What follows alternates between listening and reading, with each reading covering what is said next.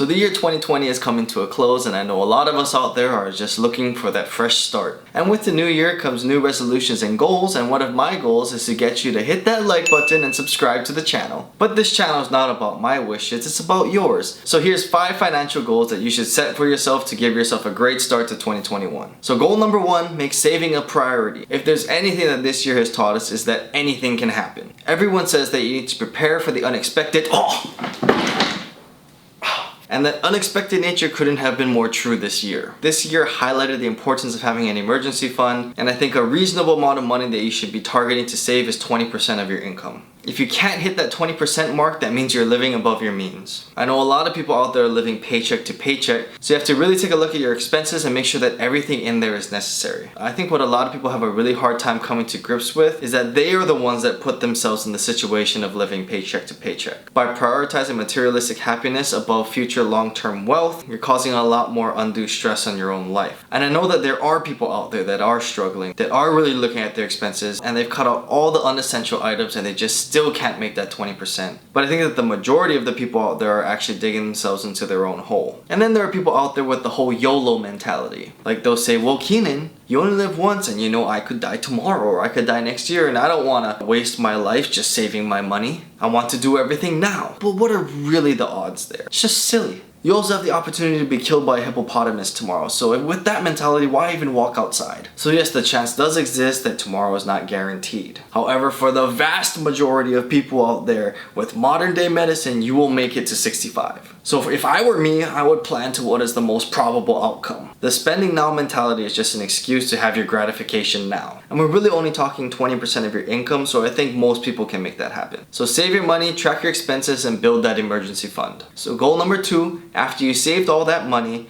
start investing. There's a saying out there that the best time to plant a tree was 20 years ago, but the next best time is now. And the reason why you want to start investing is that there's this thing called inflation that eats into the power of the dollar. Inflation exists to keep the economy going. If people believe that prices are going to go up in the future, they're more likely to buy things now, and that's what keeps the economy stimulated. And at an average rate of roughly 2% of inflation every year, that means for every $100 that you have, it'll be worth $98 next year. So when you invest your money, you're giving it the opportunity to grow to outpace inflation. You can't really do that if it's just sitting in a bank account. So your goal for the year is just to start. Buy a stock, buy a mutual fund, index fund, anything, just get the ball rolling. Open up an account anywhere, TD Ameritrade, Fidelity, Schwab, anywhere, and just kind of play around with it. And if you have some sort of employer retirement plan, 401k or Roth, anything like that, make sure that you're taking advantage of it. And I guarantee you that once you start that process, you're going to keep going. I sometimes suffer from this a lot, where I kind of overanalyze the situation and then talk myself out of starting. Like, I always tend to want to make everything perfect so that I get the best start possible.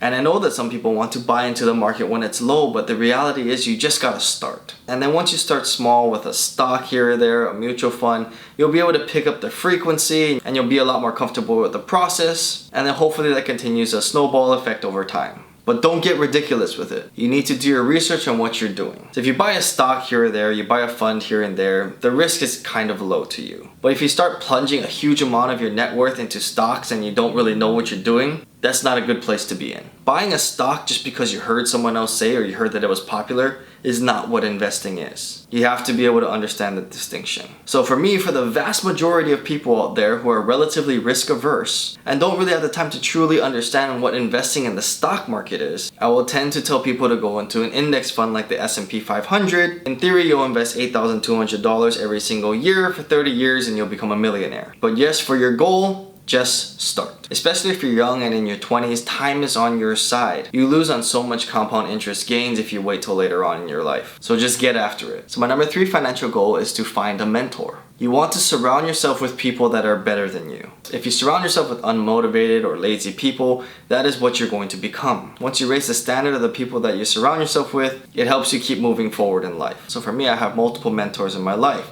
I have mentors for work, and I have mentors for outside of work. My mentors at work teach me how to have the right mindset, how I should handle tough situations, and I can bounce a lot of ideas off of them. And outside of work, I have mentors that show me the importance of like real estate investing or how they do it. I can learn from their mistakes, and a lot of times I find some of the best mentors out there are the gray-haired people. People that have been around for decades, they've seen some things, they have some very valuable experiences, and you can learn those lessons from them without making those mistakes yourself. There's always something to learn from someone, and people that have just been around longer have more to teach you. And sometimes don't even discount family. Family can have a lot of good advice for you, and more often than not, they have your best interests at heart. Just find that one person out there that can just marginally help improve your life. Maybe even this channel can be part of your mentorship program. And this is such a great financial goal for you to have, because improving your financial situation is very tough to do on your own. And then one thing that I think is very important to point out, you don't need to like announce that this person's your mentor. So like don't be weird about it and just like walk into someone's office one day and be like,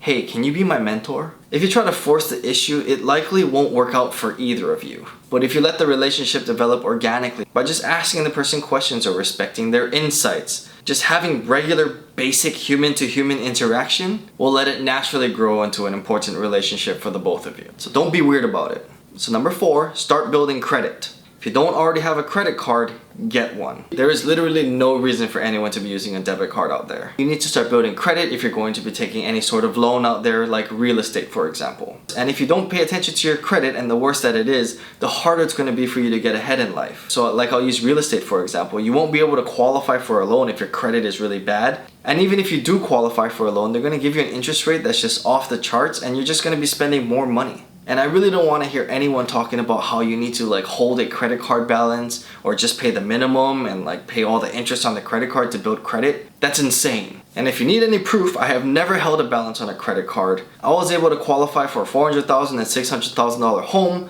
by just paying my credit cards off in full. So enough of this nonsense.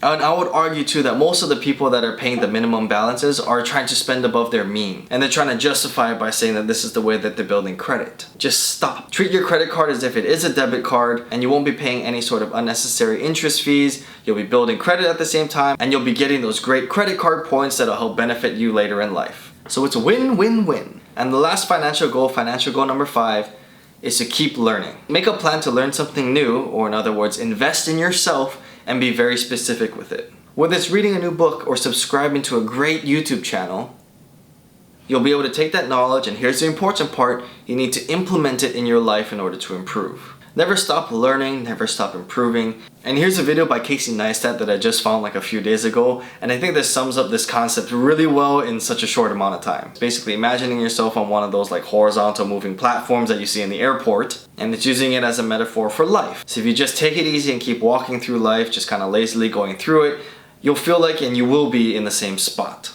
It'll seem like you're never getting ahead. And if you get complacent and you just do nothing and just stick with the status quo, you're actually going to move backwards in life. The only way to get ahead in life and to improve is to hustle and put in that effort. To me, life is about creating the best version of yourself and operating as if you're trying to leave the world a little bit better than when you were birthed. And it all starts with learning and improving, and we can get after it in 2021. So those are my 5 financial goals, and I think if you follow each and every one of them, you're going to have a fantastic year in 2021. And if you have any more financial goals that you're trying to achieve in 2021, I'd really love to hear them, so comment them below. And as always, don't forget to hit that like button, subscribe, and hit the notification bell so you can join our growing family here on YouTube. Thank you so much for watching, I really appreciate it, and let's make a better 2021.